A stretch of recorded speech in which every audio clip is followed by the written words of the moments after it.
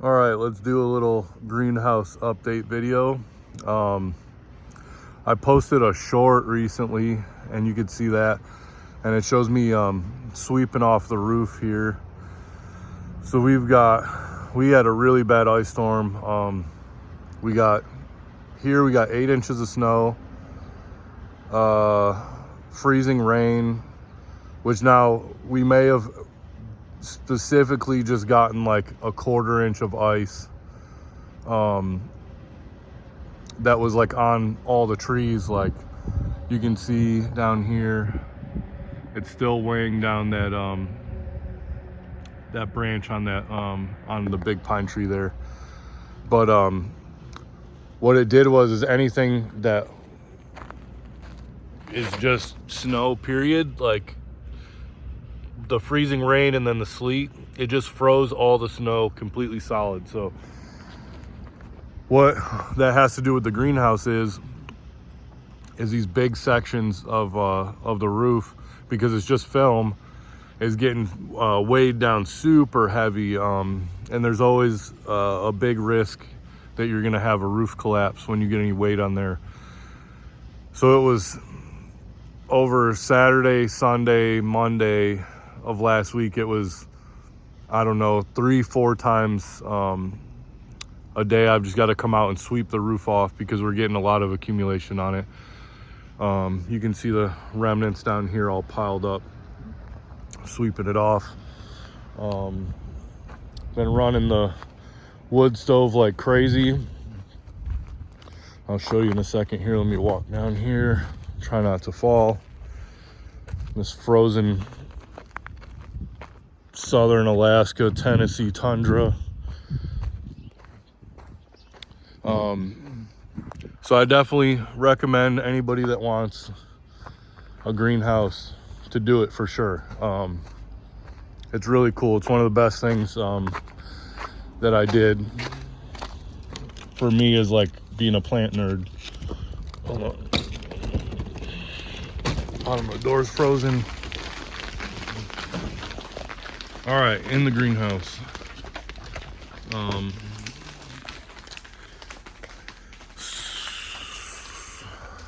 I guess we could do a little walkthrough first. Bunch of Trachycarpus hybrids there. Some Yucca rostratas, other ones mixed in. Those are some Faxoniana, big linearifolia I'm gonna plant. Some Yucca alifolias in the corner right there. All normal stuff, some little desert plants. Some mangaves there, really cool. Trichosarius. Some bigger sable miners up there. Livistonia decoras. Some cycads in here. It's a really cool one of unknown variety. A bunch of these that I'll sell this year when they put a new flush and look better. These are what cross are they? I forget. Revoluta by Titan Gensis, yeah. Couple Bermudanas, Sable Maritima, some needle palms up there that I just separated, community pots.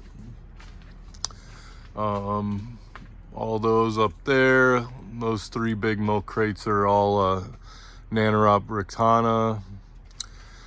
I got 2 trays of Sable Pumos. I'm gonna try to put those for sale this year. Sable Minor Wakula Dwarf, Sable Birmingham. All these right here, Brahia Armadas. All around the perimeter on the bottom is 3-gallon Sable Miners. Bunch more Sable Bermudanas up there. Sable Louisiana. Still got a bunch of Sable Palmetto Lisas. Sable Yappas. some Sable brazoriensis in there. Chamrops cumulus, volcano variety, bunch of those seedlings. Sable mortiformis.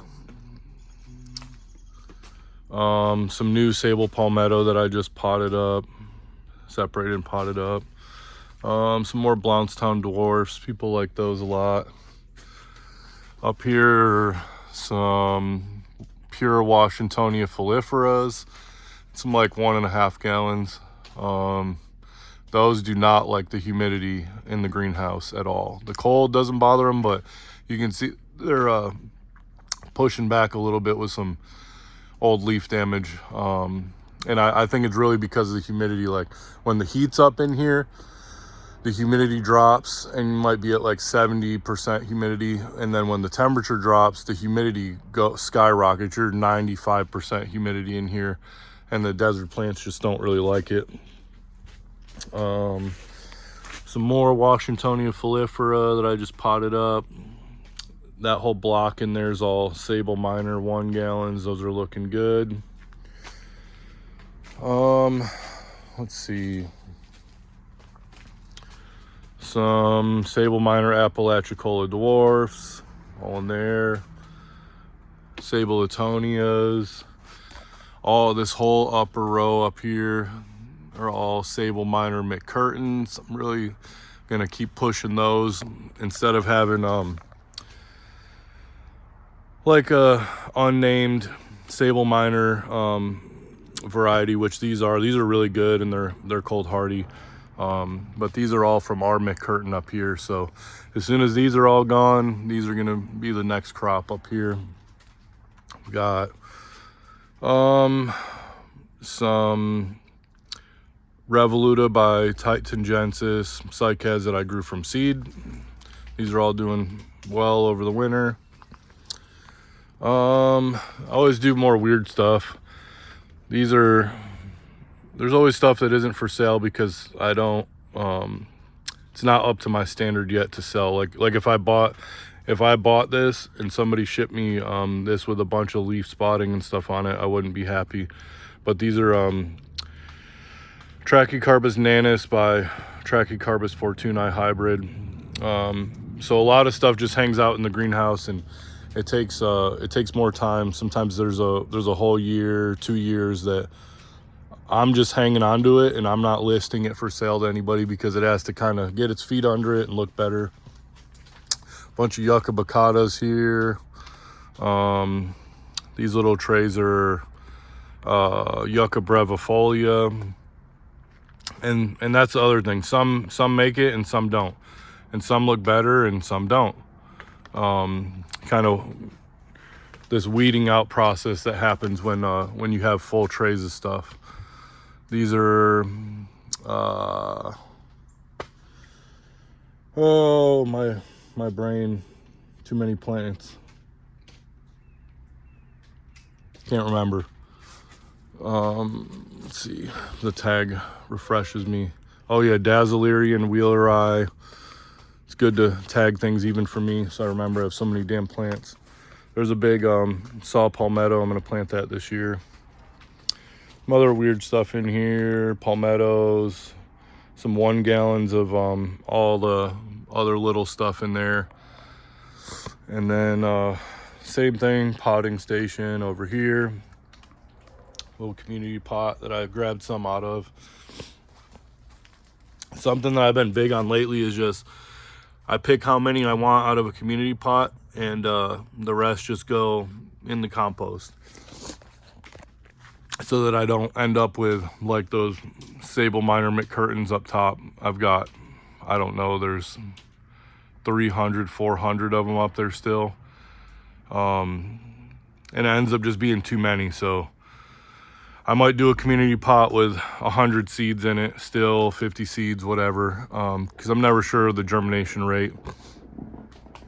But I'll basically do 2 trays, 3 trays of something. Like you can see, these are Sable Tamaulipas. and I did 3 trays of them. People really like those. But what I didn't do is, 10 trays of them, because it takes up too much room in the greenhouse. And there, certain things just don't sell as well as others do. And I've got space limits, I'm about at my limit right now. So I got to be careful with how much I do. All right, so that was kind of a little overview, all the plants in here, whether people wanted to see that or not. But this is the thing that's keeping everything going in here, is this wood stove. And this is really, really big. You can fit a lot of wood in there. And but this is kind of the bane of my existence with having a greenhouse. And this is what I was first trying to get at, was I'll encourage everybody to do it if you want a greenhouse, but it is a lot of work. It's no joke. It's not just the time that you have invested in the plants. It's stocking up on wood to have enough wood to keep it warm, if you're going to use a wood stove, that is. So for me, when it's really cold out, I'll load up the wood stove, get a good fire going right before dark, and then come back out a few hours later, load it up again. Right before bed, load it up again. Wake up at midnight, come down, load it up again, go back to bed, get up at 4 a.m. for work, run down here, get a fire going again. So then the next day, what am I doing? I'm cutting more wood to keep this, wood pile in here. Just constantly hooked to the, to the greenhouse. I've got to stay down here, and this is what keeps all these plants over the winter looking really good. So like right now during the day, the sun's out, as you can see. It's like 22 degrees out. But in here in the greenhouse, it's, 76 degrees. So it feels really good. But as soon as the sun goes down, you start to lose heat, because, you've just got a huge area that's just not insulated. So you're just slowly losing heat all night. And if you don't heat it, it basically wants to get down to 10 degrees above the outside temperature. That's what it'll be with no heat if you wake up in the morning. So I'll play around with it, and like if we're looking like we're gonna go to the mid 20s, low 20s, I might do a fire before I go to bed, and then that's it, and not wake up in the middle of the night. And then I'll run down here in the morning and start another one. And then when I come down, it might be in the 40s, because of that fire at night too. It gets that wood stove hot, and it's just radiating heat all night. It's losing heat obviously as the night goes on. But now if it's below that, if we're going into the teens, the 10s, especially single digits, I'm literally ball and chain hooked to this thing, because I want all these plants to stay green and be healthy and look good. I've got to keep a fire going all the time, to keep the temperatures up in here. So I guess the setup in here is pretty cool. I knew I wanted the wood stove kind of center in the greenhouse. But I'm really getting a lot of heat off of the chimney there. So that radiates a lot of heat off of it. And it's pretty big actually, and far away from the wall. So I've got a lot of like chimney area that's radiating heat too, and that helps in here. So let's see, just if anybody's interested in this. So these are thermal powered fans. So they're not hooked to any power source. They literally just, when the stove gets hot and starts heating up the bottom of those fans, they'll start spinning, and that's going to help circulate the hot air in here too. So here's another thing. So this is just my setup. You could do it different, and I probably will in the future, but I don't have like a permanent water supply down here to the greenhouse. So just up under the deck where the palmettos are up there, right next to it's like, you know, my hose spigot, and I just run a hose down here and come in and water the plants. So spring, summer, fall, early winter, no problem. But now the problem is that the hose will freeze, and let's say I unhook the hose, bring it inside. Today I wanted to water because it's really, really nice in here. Hook the hose up, bring it down here. The water coming out of the faucet is freezing. It's literally really, really cold. And I don't want to water the plants with that temperature water. So I guess other people do different stuff. Rain barrels, that would be warmer. I don't have room in here. I would have enough room for plants, and that's it. So like we watered not this weekend, but last weekend, and me and my wife must have hauled, we had 2 watering cans each, and we must have made 20 trips down here to get everything. So again, this is just what I have to do, and other people can have different setup and do it different, but there's a lot involved. And it's not just as easy as growing plants. So this is just me and all the work I have to do to keep everything alive in here. My time, losing sleep, cost of wood. I have to buy some sometimes. Sometimes I get it for free, but I've still got to cut it. I've got to stay in here, keep the fire going, haul water down here, keep everything alive, fertilizer, buy pots, buy soil, packaging material when somebody buys something, boxes, packing tape, shipping costs. So I guess my point is I sell plants really cheap still.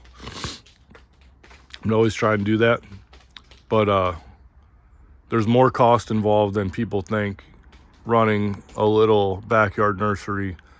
So if you get a cool plant and you buy a cool plant from somebody, just know that there's a lot more work involved in it than just germinating a seed and repotting it up a few times and then them throwing it in a box for you. There's a lot involved. So I'll post the links to my eBay and Etsy in the description here, and if you're interested in anything that you see, hit me up and I'll sell you whatever you want. And you can poke me in the comments and ask me anything you want to know about anything that I've talked about in here, or make a suggestion or whatever, and we can have a conversation about it. I love talking plants with everybody. Thanks for watching.